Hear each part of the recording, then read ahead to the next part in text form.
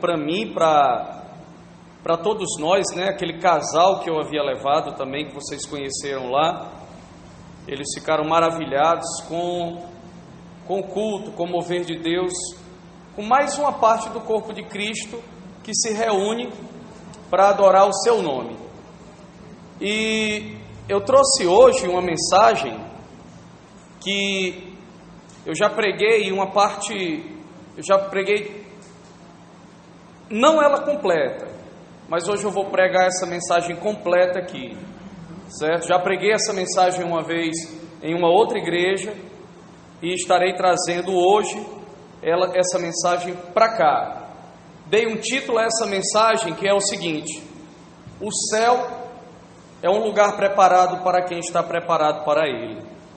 Isso foi uma frase que eu escutei há alguns anos de um determinado pastor, e aí essa frase nunca mais saiu da minha mente. O céu é um lugar preparado para quem está preparado para ele.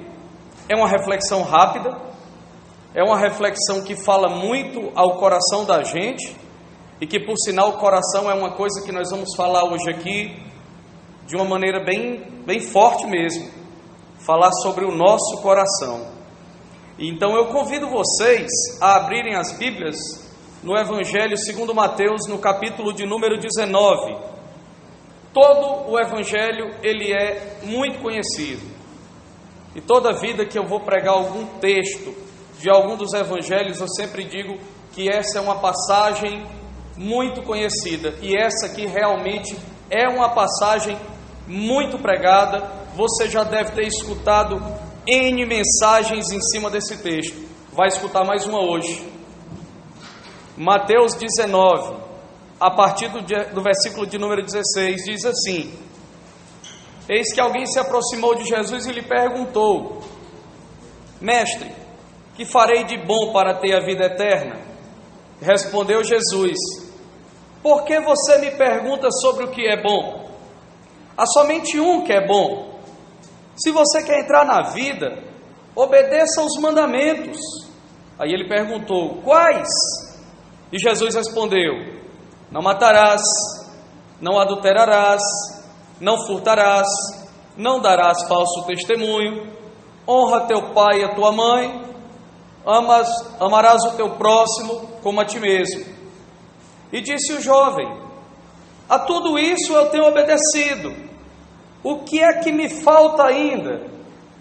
Jesus disse: se você quer ser perfeito, vá, venda os seus bens, dê o dinheiro aos pobres, e você terá um tesouro no céu.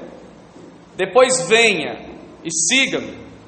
Ouvindo isso, o jovem afastou-se triste, porque tinha muitas riquezas. Então Jesus disse aos discípulos: digo-lhes a verdade, dificilmente um rico entrará no reino dos céus. Pai nosso que estais no céu, santificado seja o teu nome. Venha o teu reino e seja feita a tua vontade, assim na terra como no céu. O pão nosso de cada dia dá-nos hoje, perdoa as nossas dívidas, assim como temos perdoado os nossos devedores.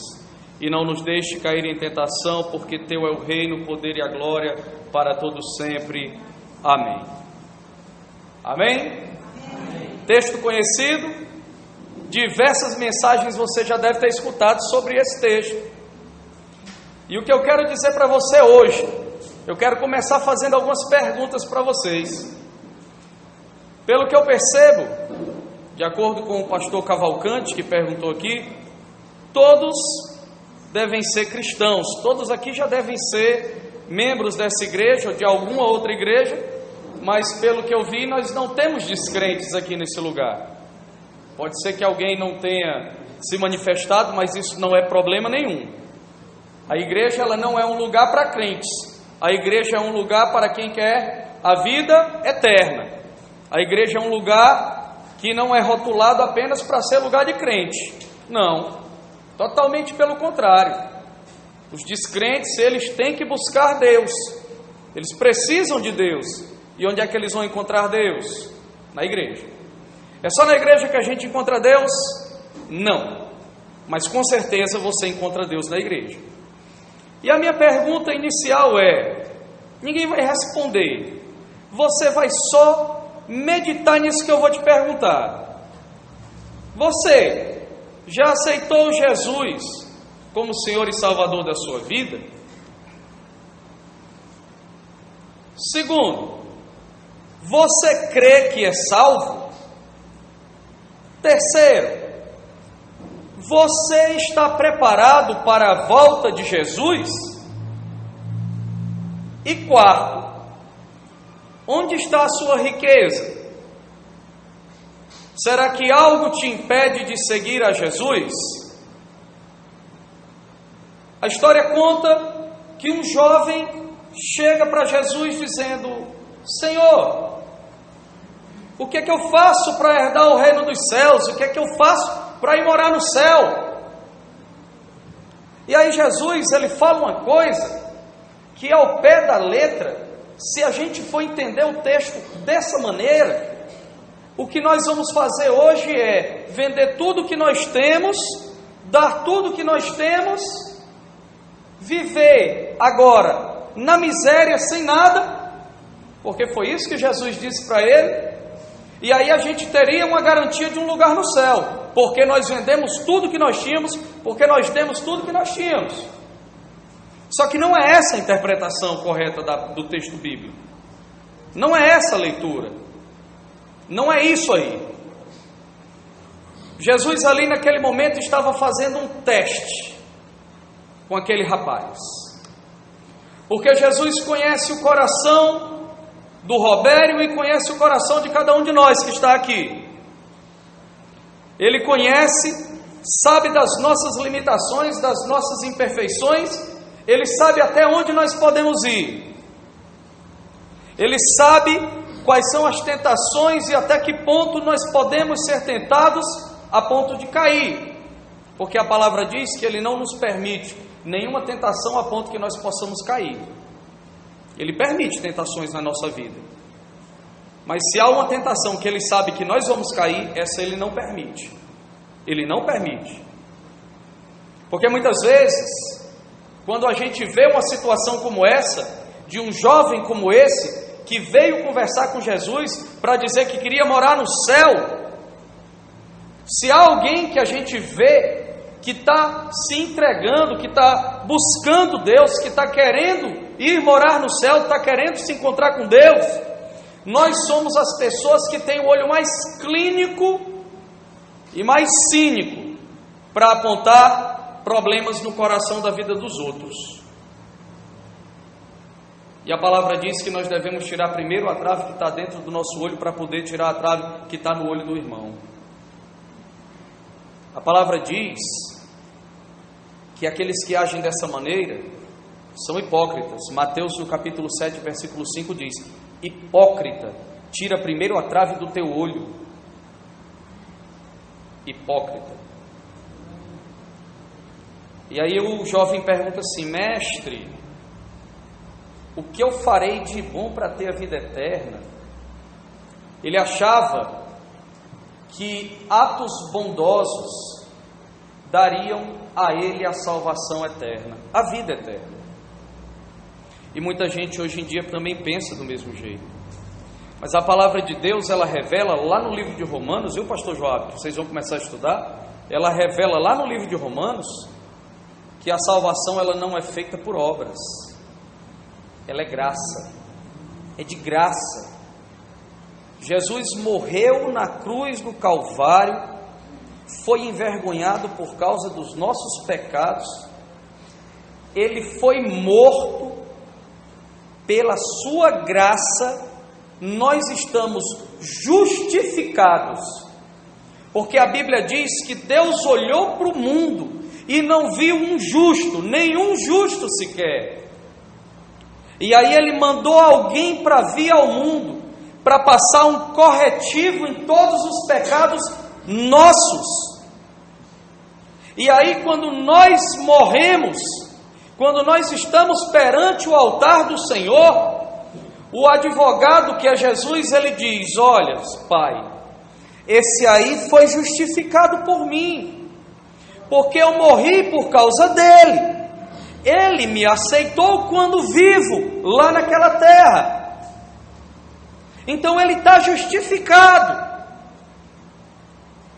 Mas se não aceitar, se não tiver justificado, nada feito. Não é por obras. Mas, Robério, o que é que significa então quando Jesus manda ele vender tudo? Dar aos pobres. Não é isso que nós devemos fazer? Nós devemos fazer boas obras, sim. Jesus estava ali sondando o coração daquele rapaz. Da mesma maneira que Jesus sabia que nos 12 discípulos que ele levantou, um estava sujo, e da mesma maneira que ele sabia que Judas estava sujo, ele deu diversas chances para Judas se converter. Ele levou eles até um último momento de ceia. Vai ser a última chance que eu vou dar para Judas.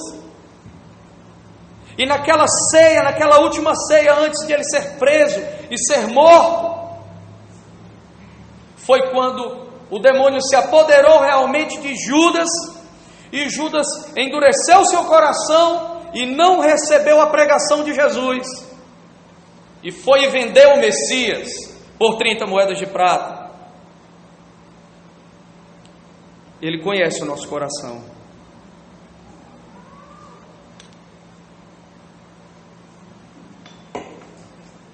Ele conhece o nosso coração. E Ele sabe o que é que há no mais íntimo do fundo do meu coração e no seu também. O grande segredo desse diálogo de Jesus com aquele rapaz mostra que o coração dele não estava em Deus. Porque ele, depois que Jesus disse para ele: olha, vende o que tu tem e dá aos pobres e vem me seguir, ele deu meia volta, foi embora e ninguém nunca mais ouviu falar dele. A palavra diz, lá em Mateus no capítulo 6 e no versículo 21, porque onde estiver o teu tesouro, aí também estará o teu coração. E a pastora Michele hoje falou: enganoso é o coração. Enganoso é o coração mais do que todas as coisas, e perverso. Quem poderá conhecer o coração? Só Deus, meu irmão. Por isso que eu comecei hoje perguntando para vocês: nós realmente nos convertemos? Nós realmente aceitamos Jesus como Senhor e Salvador da nossa vida? Será que nós realmente colocamos para fora o nosso coração e entregamos para Ele? Essa semana eu fiz essa pergunta para mim. Essa semana eu fiz essa pergunta para mim. Eu disse para Deus assim: Senhor, eu estou com uma dúvida. Será que eu realmente entreguei meu coração para Ti, Senhor? Eu vou contar para vocês uma experiência que eu tive na semana passada, que eu nunca tinha tido antes, acerca de salvação. Eu nunca tinha tido essa experiência. Foi semana passada, num culto de rua. Às quartas-feiras, a gente se reúne e sai para evangelizar todas as noites de quarta-feira. Toda noite de quarta-feira tem evangelização. E aí a gente parou numa determinada rua que a gente agendou. E nós paramos numa determinada rua onde tem uma comunidade bem pobre. E aí o que aconteceu foi que numa das casas que estava de frente para a gente colocou ali 40 cadeiras, e algumas casas ali as pessoas ficaram do lado de fora vendo, porque hoje em dia a coisa mais difícil que tem no mundo é realmente o pessoal ver culto de rua. Antigamente a gente via com mais frequência, e aí o pessoal sai logo para saber o que é aquilo ali. E aí eles ficaram ali, e uma moça me chamou quando ela me viu. Tinha sido uma moça que tinha estudado comigo há alguns anos. E aí eu fui lá na casa dela, entrei na casa dela, e ao entrar na casa dela, na sala tinha uma cama, e na cama deitado o pai dela, em estado terminal de câncer. E ela disse assim para mim: Robério, olha o estado do meu pai. E aí quando eu vi aquele homem, quando eu vi aquele tumor no pescoço daquele homem, que eu nunca tinha visto um negócio daquele, o ser humano acabado, sem falar nem nada, traqueostomizado aqui, Ela disse: ele veio para casa porque o médico disse que não tem mais nada para fazer. E o mais interessante é que o culto nessa rua ia ser realizado uma semana antes, e não deu certo, e eu marquei para outra semana. E aí eu disse para ela: você quer que eu ore por eles? Quero, nós vamos orar por ele. E aí a gente saiu, oramos por ele lá fora, mas eu ainda me senti incomodado e disse assim, chamei um irmão lá da igreja assim: vamos ali comigo? Aí o culto continuou acontecendo, e eu fui com ele lá dentro da casa e disse assim: a gente vai orar por ele aqui. E aquele homem deitado lá, olhando para mim assim, de fraldão, uma situação assim, realmente, só o esqueleto. Eu olhei para ele e disse assim: o senhor me escuta, me entende? E ele balançou a cabeça. Aí eu disse assim: eu vou botar minha mão aqui, e eu quero que o senhor pegue na minha mão. Aí quando eu fiz assim, ele pegou na minha mão. Foi um teste que eu fiz com ele, porque ele não podia falar. Eu fiz um teste com ele. E ali, quando eu segurei a mão dele, o irmão que eu peguei veio, ficou do meu lado, e aí eu comecei a falar de Deus, de Jesus, para aquele homem ali naquele leito. E ele ficou calado, olhando para mim. Calado ele já estava, ele ficou sério, olhando para mim e segurando a minha mão ali, naquela situação. Apresentei Jesus e disse assim: agora eu vou soltar a sua mão, e eu vou lhe fazer uma pergunta, e se o senhor aceitar, se a sua resposta for sim, o senhor vai pegar na minha mão. E aí ele pegou, coloquei a mão dele na cama, e aí eu perguntei: não me interessa o que o senhor passou na sua vida, o que o senhor fez na sua vida, e para Deus também isso não importa, porque os pecados da gente Ele apaga, joga no mar do esquecimento e faz tudo novo. Eu quero saber se o senhor aceita Jesus como o Senhor e Salvador da sua vida. E aquele homem deitado na cama, parado, estava parado, ficou. Ele não pegou na minha mão. Naquela situação de estado terminal de morte, ele ainda quis resistir. O coração dele ainda estava endurecido. Naquela situação ali, na hora de morrer, eu vi o vídeo que você falou hoje aqui, pastor. Eu vi no seu Facebook o vídeo. Aquele rapaz parado dentro de uma jaula, como se fosse um passarinho, como se fosse um macaco, como se fosse um animal de um circo ou de um zoológico.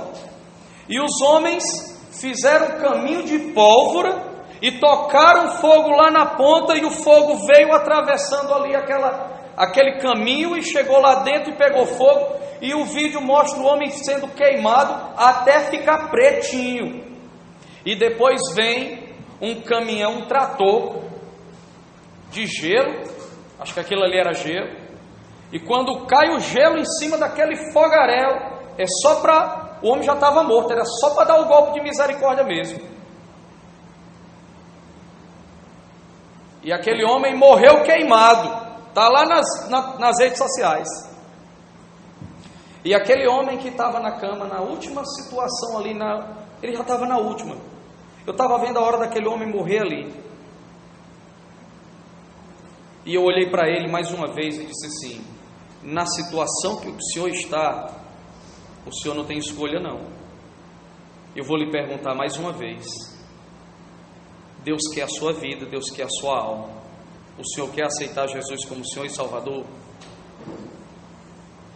Ele ainda ficou parado olhando para mim, mas ele levantou a mão dele. E ele pegou na minha mão. Ele pegou na minha mão e ele ficou tão agitado, como se quem quisesse falar alguma coisa. Ele se agitou naquela cama como se quem tivesse falado. E aí eu pedi para o irmão que estava comigo que se ore por ele. Aí ele orou. E aí a gente saiu, foi para o culto. Ele morreu no dia seguinte. Você sabe o que é o ladrão da cruz? Jesus está aqui no meio, um ladrão à esquerda, um ladrão à direita. O ladrão passou a vida inteira fazendo o que não prestava, roubando, prejudicando. E ali nas últimas horas dele, já na hora de morrer, ele é salvo por Jesus. Aquele homem que a gente viu naquela cama e que morreu no dia seguinte, ele me deu uma lição, eu entendi uma lição. Deus mostrou para mim coisas que eu não tinha entendido, mas ali eu nunca tinha passado por uma experiência como essa. E aquele homem, Deus me fez entender que o culto ia ser uma semana antes. Deus deu mais 7 dias de vida para ele. Deus deu mais 7 dias de vida para ele, meu irmão. É como se Deus tivesse dito assim: eu vou esperar, porque eu sei que eles vão vir aqui. Eu vou mandar alguém aqui dentro para falar contigo. Tu vai ter a última chance. E ele soube aproveitar a última chance que ele tinha. Foi uma experiência assim, que futuramente, quem sabe, se eu escrever um livro, eu vou contar essa experiência lá. Não é todo dia que a gente vê esse tipo de coisa, não. Eu não vejo esse tipo de coisa todo dia. Acontece todo dia. As pessoas com o coração duro, as pessoas com o coração ainda pensando nas coisas da vida na terra. Se eu perguntar para vocês aqui, se vocês estão esperando a volta de Jesus, como eu perguntei no início, eu não sei o que é que vai sair, mas eu vou falar de mim. E eu vou dizer para vocês assim: eu tenho muitos projetos na minha vida ainda. Eu ainda penso em passear com meus netos. Eu ainda penso em viajar para lugares que eu ainda não conheci. Eu ainda penso em fazer coisas que eu ainda não fiz na vida. E pessoas que têm um pensamento como esse meu, não são pessoas que estão assim pensando na volta de Jesus, não. Não está. A Bíblia diz lá no livro de Atos que a igreja primitiva, os primeiros crentes, eles pegavam as suas fazendas, as suas casas, os seus veículos, eles vendiam para dar aos pobres. Porque era tão recente aquele movimento ali com Jesus, fazia tão pouco tempo que Jesus tinha estado com eles, que ele disse que voltaria, e eles pensavam que Jesus podia voltar daqui a pouco, amanhã. Pessoal, peraí, ele disse que vai voltar, então não tem muito sentido eu ter isso aqui. Eu vou vender e vou dar para os pobres. Quer dizer que nós devemos fazer isso hoje? Eu não estou dizendo isso. Hoje nós fazemos de outra maneira, nós ofertamos, nós damos, nós abençoamos, nós fazemos isso. Eu não estou dizendo que você tem que vender o que você tem para... Não é isso. E o que aconteceu com esse jovem foi que Jesus provou a vida dele para mostrar para ele que ele não estava interessado no reino de Deus, não. Ele não estava interessado nisso, não. E eu também não estou dizendo que os irmãos não pensam na volta de Jesus. Mas eu estou falando por mim, que eu sou uma pessoa que tenho projetos. Eu penso em fazer isso, aquilo outro, porque eu penso que eu não vou fazer parte da geração do arrebatamento quando Jesus vier buscar a igreja. Mas pode ser que ele venha e eu ainda esteja aqui vivo. O coração da gente muitas vezes não está preso nas coisas de Deus. O coração da gente muitas vezes não está preso na volta de Jesus. A gente não pensa na volta dele. A gente fala na volta dele. A gente lê na Bíblia que ele diz que vai voltar. Mas a gente para pensar em outras coisas.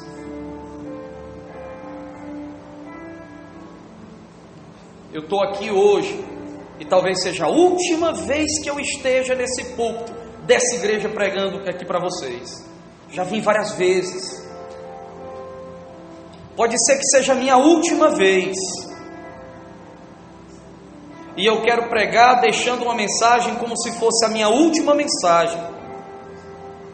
E não vou ser hipócrita com vocês e de dizer que eu sou o super crente, porque eu não sou.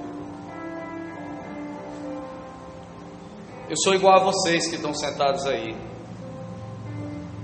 Eu tenho vontades, eu tenho desejos, eu tenho sonhos, eu tenho projetos, eu tenho ambições.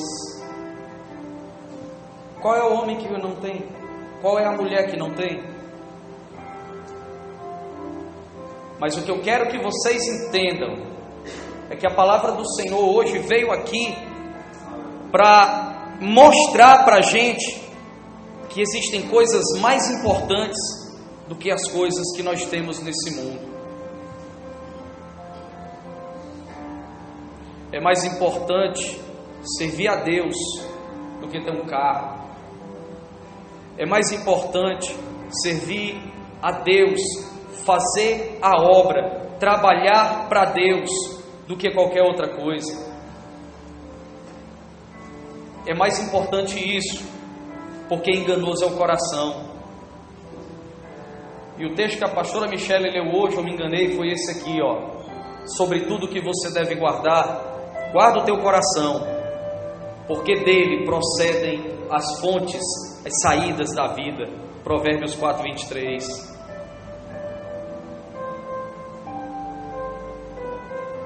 Onde é que está o nosso coração, irmão? Onde é que está o nosso coração? Quando a gente traz tesouros para a casa do tesouro, é para o nosso próprio benefício. Quando eu dizimo na minha igreja, é para o meu próprio benefício. Quando eu oferto na minha igreja, é para o meu próprio benefício. E a gente não deve semear só onde a gente se alimenta, não.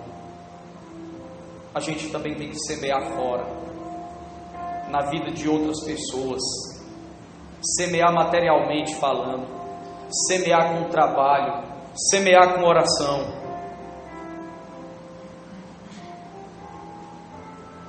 O que Deus dá, o que Deus coloca na nossa mão, Ele quer que a gente administre da melhor maneira possível.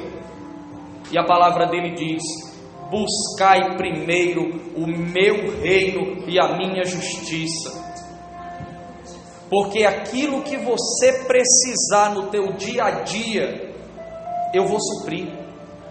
E lá em Malaquias 3 disse: faz prova de mim, para tu ver se eu não vou abrir as janelas do céu e derramar uma bênção tal que você não vai ter onde guardar. Mas a gente não pode ficar pensando que Deus vai mandar um caminhão de dinheiro cair em cima da gente. Não é isso.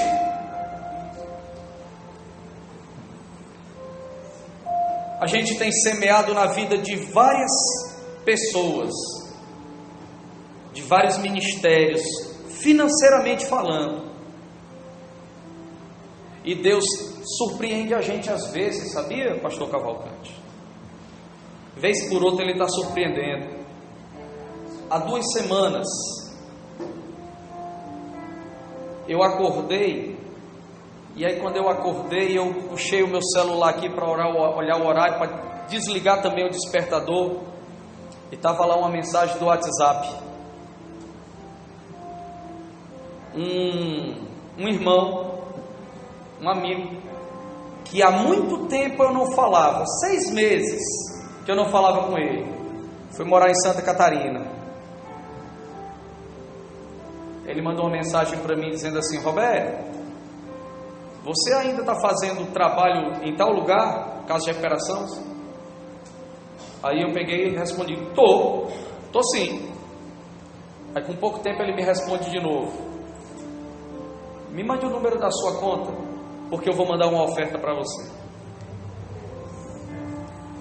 6 meses depois, eu não tinha conversado mais com ele.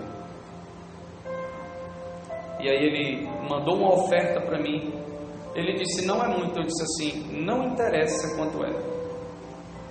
Se você sentiu de Deus de mandar essa oferta especificamente para mim, para eu levar e empregar em tal lugar, não tenha nem dúvida que eu vou empregar. E ele disse: eu sei muito bem disso, que você vai fazer isso.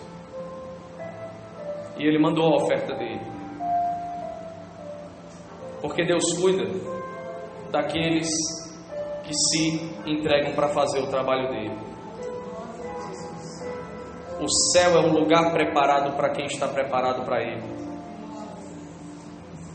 Será que eu estou preparado? Eu estou. O crente tem que dizer que está. Você não pense que você vai chegar um dia e passar um dia inteiro sem pecar. Não vai. Todo dia você vai pecar. Eu só vou estar preparado no dia que eu não pecar mais. Quando eu não pecar mais, eu estou preparado. Não. Então você nunca vai para o céu se você pensar assim. Nós temos que estar preparados porque nós aceitamos a Jesus e entendemos que o pecado é algo que nos afasta dele. Nós devemos buscar nos consagrar, nos santificar, porque Jesus, ele disse, sejam santos, como meu Pai é santo. Sejam separados, como ele é separado. Ele não disse, não pequem, porque meu Pai não peca. Ele não falou isso. E o coração desse jovem, o coração dele, estava fincado, conformado com as coisas que ele tinha na terra. Era isso que ele tinha no coração. Ele não queria seguir Jesus. Jesus naquele tempo era um ídolo. Onde Jesus passava, ele atravessava multidões. Talvez aquele jovem tenha visto aquilo e ter pensado assim, eu também quero ser famoso igual a ele. Então se eu andar com ele que é pobre, que não tem dinheiro, que não tem nada, todo mundo vai com ele. Se me virem com ele, sabendo que eu sou rico, vão andar muito mais comigo. Isso é uma conjectura que eu estou fazendo. Eu não estou dizendo que aconteceu isso, mas a grande verdade é que ele queria aparecer. Ele não queria servir. Ele não queria se disponibilizar para ajudar no reino de Deus. Não era isso que ele queria. Porque se ele quisesse, a Bíblia teria dito que ele continuou seguindo Jesus. E a Bíblia não fala que ele continuou.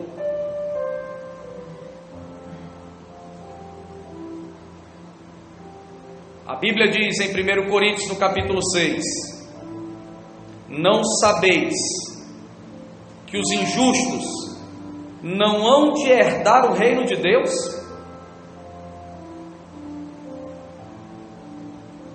E a Bíblia também traz uma lista enorme de pessoas que não vão herdar o reino de Deus.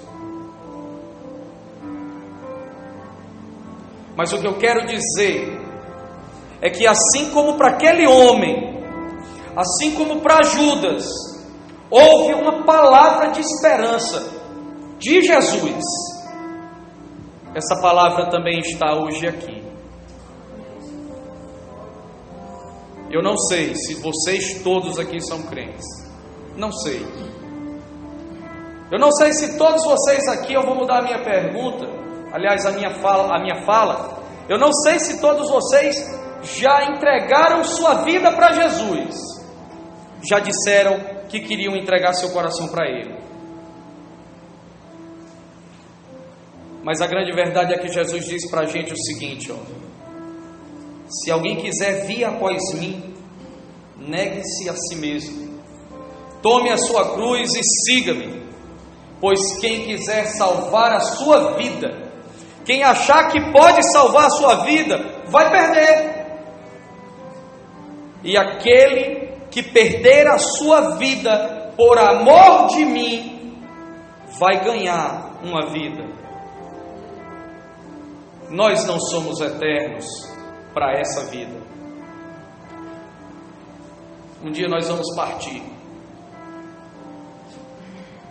E sempre quando eu falo nessa palavra partir, eu me lembro da minha vida, das coisas que eu fiz, dos erros que eu cometi, das tristezas que eu causei.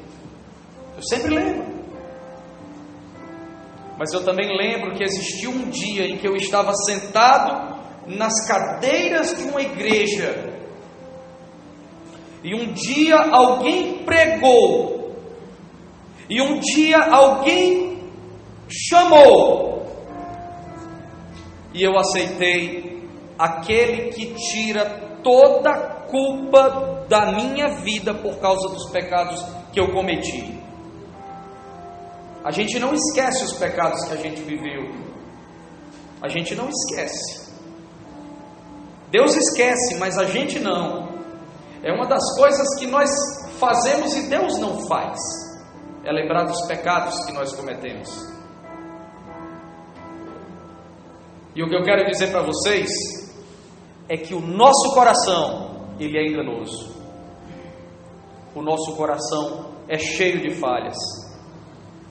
Nós precisamos reconhecer todos os dias a nossa posição de pecadores.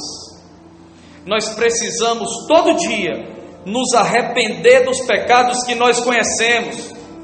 E nós precisamos, acima de tudo, reconhecer que somente um é capaz de perdoar pecados. Só um é capaz de perdoar pecados. Só um é capaz de mudar o coração da gente. Eu às vezes fico pensando como Deus deve ter ficado triste quando o homem caiu por causa do pecado. Nós que somos pais, quantas vezes ficamos tristes quando um filho nosso comete um erro que nos desagrada? Quem não é pai, quantas vezes já ficou triste porque alguém que você ama muito fez uma coisa que você não gostou, uma coisa ruim mesmo, uma coisa que te entristeceu? Imagina o coração de Deus quando Ele viu que Adão e que Eva desobedeceram a Ele. O nosso coração é enganoso demais, meu irmão. Mas sabe onde é que o Espírito Santo mora? É dentro do nosso coração. E Ele existe dentro de nós. De todo aquele que aceita Jesus como Senhor e Salvador. E quando você ativa esse Espírito Santo dentro do teu coração, quando você move e ativa, funciona Espírito na minha vida, ele começa a trabalhar no teu coração. Se você tem pensamentos ruins, ore, leia a palavra, que ele vai ativar e vai modificar o teu pensamento. Ele vai modificar o teu modo de ser, o teu modo de agir. Ele vai. Já escutaram isso? A boca fala do que o coração está cheio. É muito fácil você ver quando tem alguém que está cheio de Deus, porque da boca dele saem palavras de salvação, não por ele, mas pelo Espírito que habita nele. Eu não estou dizendo aquela pessoa que fica todo o tempo, glória a Deus, aleluia, não é isso. Porque tem muita gente que faz isso de maneira errada também. Mas o que eu quero dizer é que tem um céu preparado para todos nós. Tem um céu preparado para mim e para você. Tem um céu preparado com pessoas que já foram e que nós vamos reencontrar. E esse mesmo céu que está preparado para nós, também está preparado para todos aqueles que ainda não receberam Jesus como Senhor e Salvador. Ele não preparou um céu para a Assembleia de Deus. Ele não preparou um céu para a Igreja Batista. Ele não preparou um céu para católicos. Ele não preparou um céu para presbiterianos. Ele não preparou um céu para nenhuma denominação. Ele preparou um céu para aquele que é nascido de novo. Nasceu de novo? Nasci. Entra para o gozo do seu Senhor. nasceu de novo. Mas o que é nascer de novo? Aceitar Jesus como Senhor e Salvador? Não. Eu até quis, mas eu não consegui. Mas eu fiz tanta coisa boa. Não te conheço. Assim diz a palavra que vai ser o julgamento. Lá não vai ser, era da igreja do pastor Joabe? Eu era. Eu estava lá todo domingo. Eu sempre ajudava nas campanhas. Não é isso que vai te rotular para entrar nas bodas do Cordeiro, na eternidade. Não é isso. Mas a Bíblia diz que aquele que aceitar Jesus como Senhor e Salvador, aquele que for nascido de novo, esse sim, esse irá morar no céu que está preparado. O céu não está em construção, ele já está preparado. Quem está em construção somos nós aqui, que ainda estamos tendo a chance de modificar a nossa vida para irmos. E para os pastores da igreja, eu deixo uma palavra. Vocês preparem uma igreja para subir, não uma igreja para ficar, mas para subir. E eu sei que o propósito do coração dos pastores dessa igreja é esse.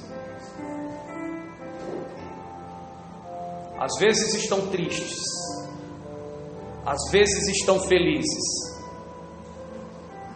passam talvez muito mais tempo sofrendo por causa das coisas da vida, porque a carga de uma igreja é uma coisa pesada.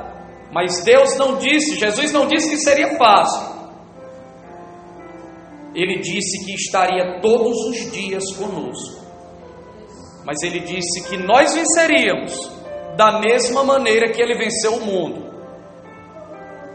Então, se você ainda não entregou a sua vida a Jesus, hoje é a noite. Aquele homem que estava deitado naquela cama em estado terminal de câncer, ele tentou resistir, mas ele entendeu que para ele não havia mais saída. Deve ter passado um filme na cabeça dele, de tudo que ele fez para trás, e ali ele viu uma última oportunidade para se apegar, e ele, eu garanto pela palavra, está com Jesus agora. E para finalizar essa mensagem, eu quero dizer para vocês que Jesus falou: eu sou o caminho, eu sou a verdade e eu sou a vida. Ninguém vem ao Pai a não ser por mim. Nós não podemos estar buscando nos modismos de outras igrejas aquilo que porventura na nossa igreja não tem. A minha igreja não tem jogo de luz. E o que é que tem o jogo de luz? A minha igreja na hora do louvor não solta uma bola para a gente ficar brincando. A minha igreja não tem fumaça na hora do louvor. Até apaga a luz, mas não tem fumaça.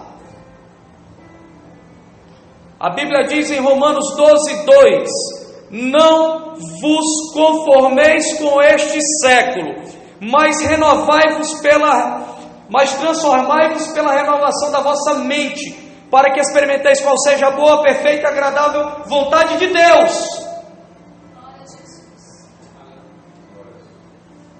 A igreja não tem que se modelar ao mundo, não.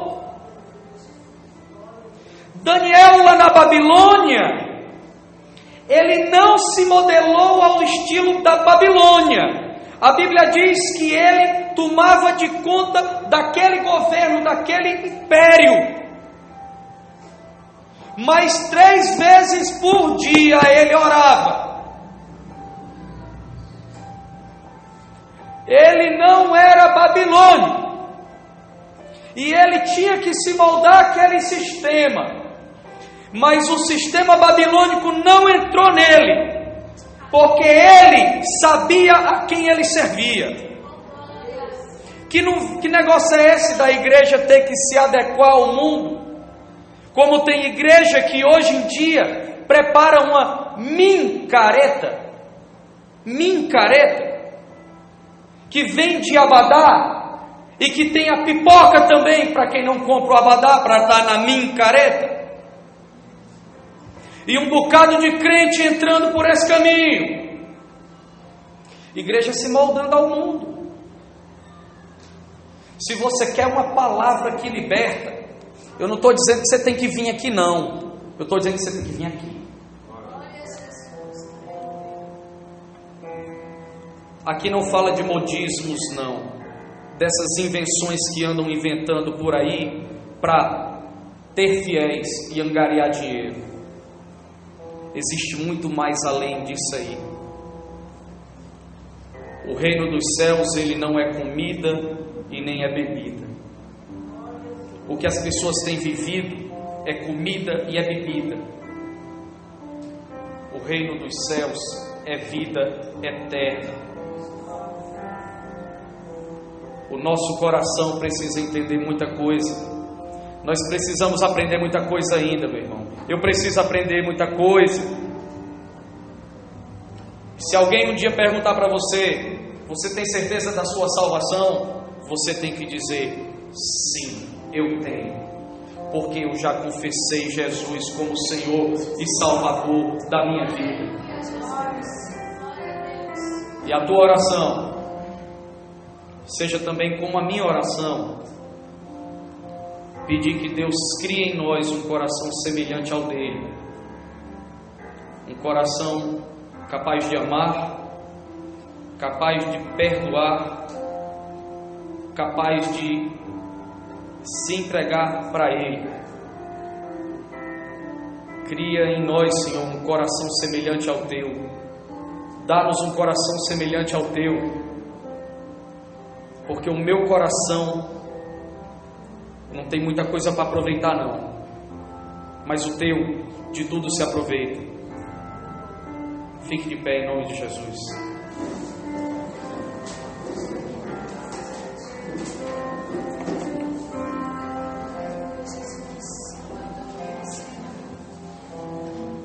Se você escutou essa mensagem nessa noite e não confessou ainda Jesus como Senhor e Salvador de sua vida, se você ainda não fez isso, eu chamo você aqui à frente. Se você ainda não tiver aceitado, se vocês já aceitaram, que Deus abençoe a vida de vocês. Nós vamos apenas agora orar para que Deus possa abençoar a nossa vida aqui durante o período que nós estivermos em missão nessa terra, pastor Cavalcante. Que Ele possa transformar o nosso coração e trazer para nós o refrigério que nós precisamos para poder trabalhar na obra dele. Eu sei que não é fácil vencer a própria carne, vencer o próprio coração. Eu sei que não é fácil, mas Jesus disse que é possível. Amém? Os irmãos vão louvar o hino. Logo em seguida nós vamos estar orando e encerrando.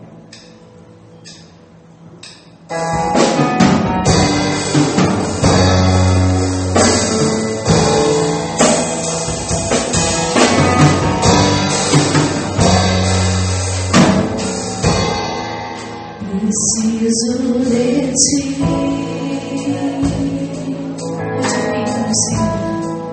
Preciso do teu perdão.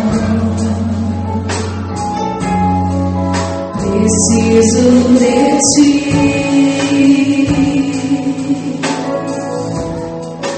Quebranta o meu coração. Como a costa anseia por águas, assim tenho sede. Como terra seca, assim é minha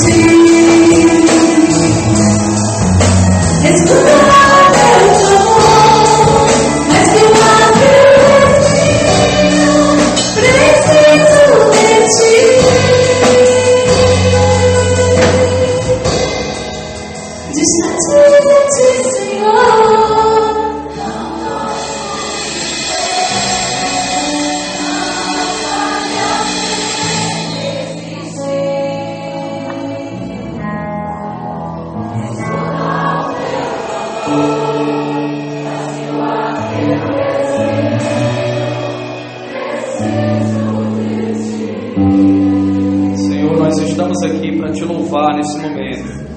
Te agradecer, Senhor, por tudo que tu fizeste aqui nessa noite, por todos os louvores, ó Pai, por todos os atos, por tudo que foi feito, Senhor, o momento do ofertório, pelo momento dos avisos, por cada vida que veio aqui, que visitou esse lugar nessa noite. Nós queremos te entregar, Senhor, nesse momento, essa vida, essa oferta de gratidão a Ti, Senhor, esse louvor, te entregar, Senhor, esse momento, que Tu tenha te agradado, ó Deus, Senhor, do nosso culto, Senhor, que tenha sido, Senhor, para Ti agradável, Senhor, aquilo que nós prestamos aqui nessa noite para Ti, ó Deus. Eu te louvo, Senhor, juntamente com o Teu corpo aqui, e eu sou parte do Teu corpo, e eu quero te agradecer, ó Pai, no nome de Jesus, por tudo que Tu tens abençoado aqui, Senhor, com essa família Betel, Senhor, a Batista Betel. Te agradecer, ó Deus, porque Tu nos deste, Senhor, amigos, ó Deus, no mundo que hoje, Senhor, nós não temos tantos amigos, ó Pai. Ó meu Deus, muda o nosso coração, o nosso modo de pensar, o nosso modo de agir, o nosso modo de fazer as coisas para Ti, ó Pai. Coloca no nosso coração o prazer de fazer para Ti com excelência, não de qualquer jeito. De qualquer jeito, o mundo faz para qualquer outro, mas a igreja para Ti tem que fazer com excelência. A igreja, Senhor, tem que ser a única agência capaz de levar a salvação por intermédio de Jesus Cristo. A igreja não pode deixar de ser a noiva do Cordeiro para se entregar a modismos que o mundo tem criado. A igreja não pode deixar de revelar a face do Senhor. A igreja não pode deixar, Senhor, de ser vista lá fora como alguém diferente. Por isso, nessa noite, nós estamos aqui para abençoar essa igreja, abençoar a vida desses irmãos, que o Teu Espírito Santo possa estar tocando e tomando de conta, para a glória do Teu santo e poderoso nome. A vida, Senhor, do pastor Joabe e sua família, a vida do pastor Cavalcante e sua família, que seja um reflexo da face de Cristo, no nome de Jesus, e que a graça do Senhor possa estar sobre nós, como sempre está, e que o mundo lá fora possa olhar para a gente e ver algo diferente, possa ver a cruz de Cristo no nosso coração e no nosso olhar e na nossa face. Muito obrigado, Senhor. Recebe esse culto nas Tuas graças e nos abençoa no nome de Jesus. Amém. Aplauda o Senhor Jesus. Glória a Deus.